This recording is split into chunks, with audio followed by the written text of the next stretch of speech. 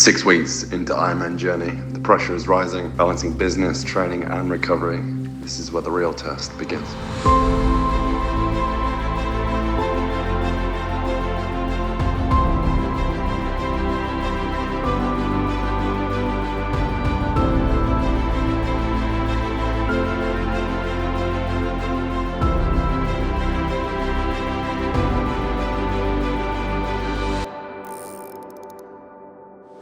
Vlog 6, we're back. A lot has changed since we last spoke, focusing on training still. But anyway, we are at Hamden Park right now, so we're getting a swim in today. All the outdoor pools are all closed, that's why we're here. This morning we had an hour 30 on the bike, which is a fantastic session, smashed it out around 37 kilometers per hour. Yeah, 90 minutes. It's a very successful session for me. It's really progressing there, despite coming back from illness and injury right now. There's lots of positives to draw upon, and I'm not 100%. Hands still having an issue there with the ulnar nerve, which we're still trying to fix. I think it's like the bike setup as well as my nervous system that just needs cooling down. So yeah, we've got 2.6 swim now, got some rehab later. So 3 sessions in today, and this is vlog 6, so we're going to catch you for this. I'm going to have a little bit of an interview tomorrow, so Dan and I have got our run tomorrow, then we've got a swim tomorrow as well. But after the run, we're going to do a little bit of interview, sort of peel behind the curtain a little bit more about what we've been doing behind the scenes, which you guys haven't seen. Almost I've had a therapy session, there's a lot to uncover, sort of be vulnerable with you guys of what's going on. Maybe my personal life, a little bit more behind the scenes, explains a little bit more behind the athlete, behind the founder, which I'm sure you guys maybe are interested in. Anyway, if you're enjoying these vlogs, please let us know. Give it a like, comment, subscribe, and we'll get into the session. Thank you.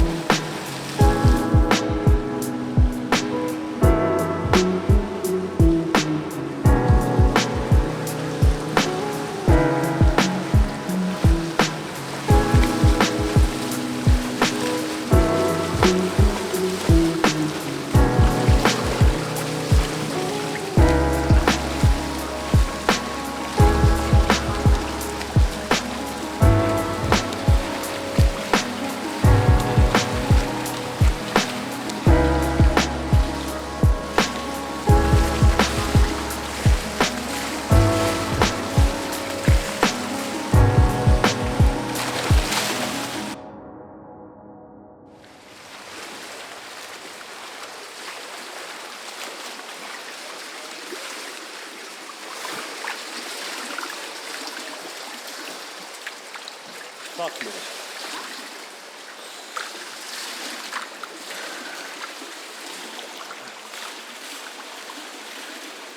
Okay, 2.6 done, 2.6, not bad, especially average 142, it's a zone 2. That's telling me that was relatively easy-ish. Didn't feel that, I can assure you that, but that was a good session. 136, not bad. Take it. Oh man, that was horrible. Hand illness. Just getting it done though. G is convinced he wants me to keep the volume but work just at a lower intensity so I can just stay fluid with it. I think I'm coming on the other side of this illness, but this is the biggest thing we just need to fix, because I'm getting 136s with a fucking broken hand. So when I get this fixed, like I'm going to be able to adduct this hand, adduct this together, and then in my catch I can get more, can collect more water. Right now it's opening like that, and water and bubbles are just coming out, there's just more drag. So it's all coming from the bike. So if we fix that, we'll have to. But I think it's the bike position. Benita's working hard, and we'll talk about this tomorrow. We had a little bit of a therapy session with Benita, and she uncovered a lot from my childhood and things. It's quite deep, we'll share it. So my nervous system is, cognitively there, but my nervous system is hanging on for dear life a bit. So we think that's playing a role with this, but then also the bike position.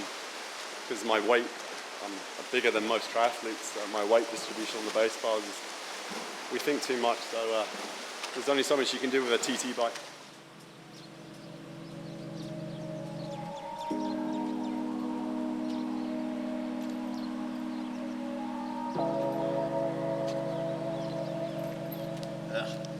Right, I will see you tomorrow morning.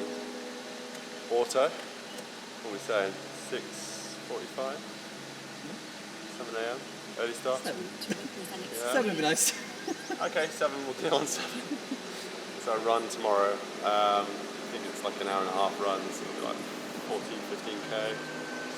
Kite beach, and then another swim, and then rehab, so another 3 sessions tomorrow.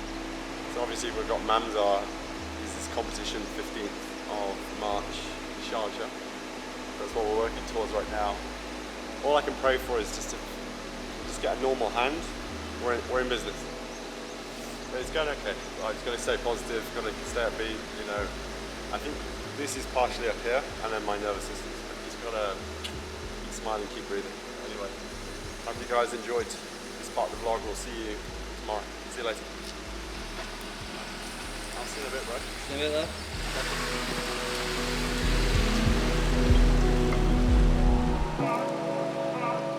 I'm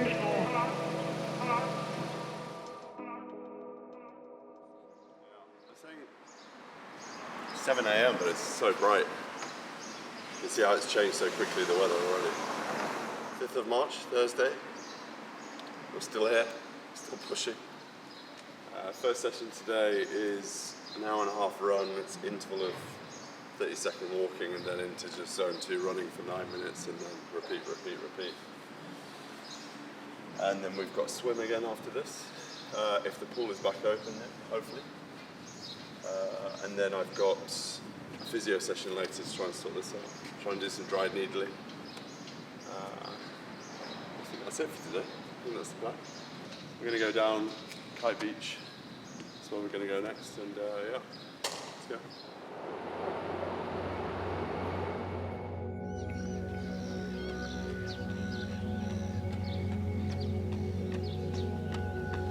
How are we feeling? Feeling good, feeling positive. Yesterday, I'd be lying to you if I was feeling positive based on the hand and just coming out the swim, just once again, I know, like we were saying, that in the swim, you're looking for that catch and my hand is opening up too much. I can't adduct the pinky finger, so really my times are being affected because I'm not able to get the stroke how I want it.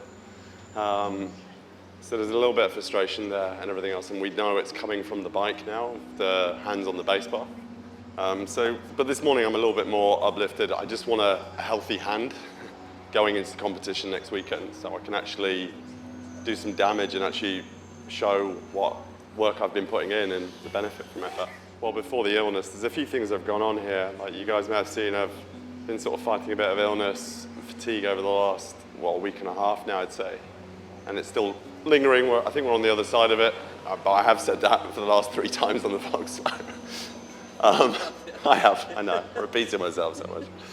But yeah, so Gough wants to just basically keep the volume but work at a lighter intensity through the volume. That's what he's wanting to do, and Alex, Miai and G are looking basically at my HRV, resting heart rate, internal data, sleep performance every single day, and then making a call on training from there. So we've obviously been battling that, and then obviously the injury side of things, between the knee and the finger, there's been a lot of things, and it's hard because I'm of the mindset and personality where I'm like push, and I don't want to miss out on big rides like last weekend with Jebel J, but in reality, like that's not what my body needs right now.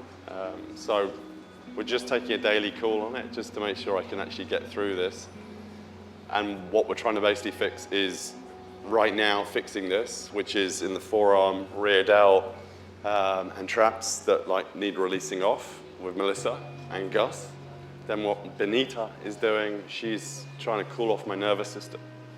So vulnerably speaking to you guys, she uncovered a lot from essentially where I'm at right now is there's a lot of things locked.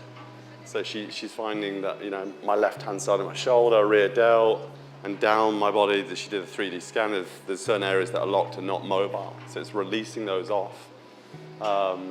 And most commonly she found was my nervous system is completely fried. He believes that, you know, there's a lot of childhood trauma that I've had with growing up as a kid, and a few traumatic events and things that, you know, little boy James is holding on to. She made a comment that cognitively, you know, on the mind of a 60-year-old man, the maturity of a man and calm, focused leadership of that, she made note of. But she also noticed that there's that little boy in there that's still holding on to all this trauma from previous life events. And it's showing up in my body, like in how, like, my left shoulder and trap falls higher than my right, because I'm holding all that trauma in here. And it's quite emotional, if I'm being really honest with people who are watching. I had a session with her the other day, and I broke down crying, which she unlocked out of me. It's like a therapy session, but it's supposed to be, you know, a lino CNS session, releasing my nervous system, but it's all connected. And she helped me realize as well, the orange ball we spoke about. For me, I define that orange ball regarding sacrifice. For the last decade, it was all about sacrifice, sacrifice. She showed me sacrifice, therefore I've got a sacrifice to give to other people and show. She reworked the whole meaning for me and helped me realize, James, the smiley orange ball isn't about sacrifice and pain and grit. It's about, she was trying to help you smile and actually enjoy. And for me, that's what I broke down, because I defined it wrong. And I saw it in a different lens, and it made me realize, for me to cool my nervous system off, I'm holding all this pressure and responsibility for all these staff around the world, clients and everything else, and I love that responsibility, I love that pressure. But, you know, I've got to learn to flip the switch, smile, breathe, and that will also help the hand, and it will help my nerves, which are clearly just a wreck with the pressure and stress that I hold. So that's why she found it interesting, is that cognitively, I've been forced to mature. I've been forced to have that head as a mature old man, which I'm proud of, because I've had to fail forward. I've had to have those life lessons from a young age, because I've learned that, how to become a man on my own, which I'm grateful for. So I'm grateful for everything that's happened, because it shaped who I am. But nervous system-wise, it's the consequence of that and what I've had to endure through childhood trauma, my upbringing. Yeah, there's a lot to unpack, and I'm sure, you know, we'll do that more. I don't want to take over the vlog on that, but I want to also give you my vulnerability, guys who are watching. This isn't all about just like, look at our training times, look at this, all. I want to give you the reality of behind the founder, behind the workman, behind the guy, what I am actually like. I want to give you my vulnerability, and I think that's what a lot of people don't do. I'm just like most of you guys. I'm just a normal human being who's gone through a load of shit as well. But I'm coming out the other side of it for the last 10 years, overcoming adversity, and I think that's where you find strength. That's where you find character. And that's what I'm really proud of, is character for me. It's not niceness, charm, or talent. It's the compound interest of the aligned decisions you make when it was hard, lonely, and when no one's watching you. So it's all good you're having that character, but you've got to, you know, for me, it's always been the case. I've got to find a way to just cool my nervous system off, breathe more, and smile.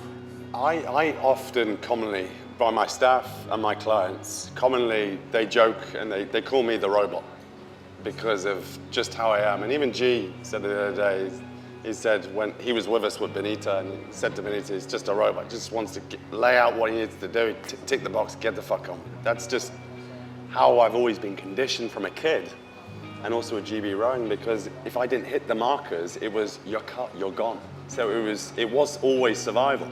So you're always holding on to that pressure in your nervous system, and that's why that robotic tendency came in, and less fluidity was because it was you have to survive, you can't lose.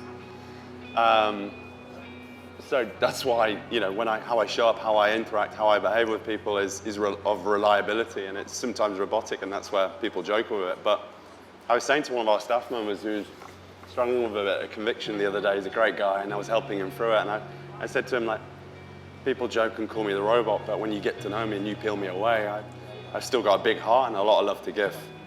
And that's hopefully what a lot of you guys are going to see through this is that, you know, I'm very disciplined, very regimented in what I do, and I'm all about marginal gain in whether it's business, life, or triathlon, but there is an emotional side to me. There is a sensitive side to me. There is a side of me that wants to give love and support, and that's, yeah, and maybe you guys will see that in the future, but there is a big side of that that a lot of people don't see.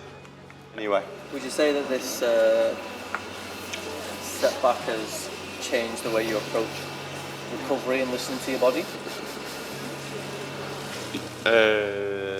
Yeah, I think the reality of this whole thing is just, once again, it's, you don't know until you go through it, and then you learn from it. And now I know, because I wasn't a massive cyclist before coming into this. So now I'm learning about hand positioning, I'm learning about weight distribution, I'm learning about, you know, certain rides and what it's going to do to me, my body. I'm learning more about it all the time. And then you just take that and, you know, move into the next session and learn. But back to your question, you were saying about like the swim, the run, the bike, you know, how it's all going. I mean, like, you've been with me now, and you've probably got a fair assessment more than most because you've spent more time with me than most. Of the three, we feel that the swim and the bike are moving well. Yeah. And the run is obviously in progress. But yeah, we're doing well with the swim and the bike. I'm really, really happy with how we're progressing now. Like yesterday was a great ride around Maidan, an hour and a half, 56K, 37 kilometers an hour average, at 140 heart rate. Only a week ago I was doing like 5 kilometers per hour less for the same distance. That's crazy. So the adaptations, yes, the adaptation with the bike and the swim is just, I'm enjoying those. I'm enjoying all three. Like I'm enjoying the challenge with all of it. I'm learning how much I really enjoy this. So it's not like, oh, I'm doing this for an Ironman. I've actually found good lifestyle change in this. Yeah. Yeah. It's a nice change of Yeah. training. What's really cool as well is that, you know, we're doing the UK Ironman 70.3 Weymouth in September, and 2 of my staff are now doing it, and 3 other clients have jumped in on us. So we're inspiring other people, you know, with this, and they're getting involved. I don't think they realise what's ahead of them, but yeah, that'll be good. Inspiring or cursing them. Yeah. Yeah, so that's end of week 6 vlog. So the next vlog you'll see after me talking here will be me in the trenches. Like, comment, subscribe, all that boring stuff YouTubers tell you at the end. You can do if you want to. If not, just tell me to fuck off or go somewhere else, it's fine. Or drop some questions down below of what you'd like to know, and we'll do a little Q&A with Dan. And you can ask anything. Make it interesting, make it fun, not boring questions. Put us on the spotlight. But yeah, right, guys, see you in the next one. Bye-bye.